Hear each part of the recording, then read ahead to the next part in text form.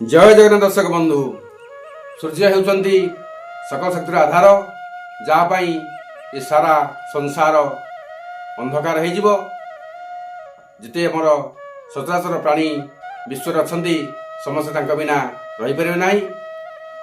आपण मैंने जदि संतोष कर चाहते तेरे प्रतिदिन सका जलदान करूँ। से जलदान किपरि करेंगे आसन जाना।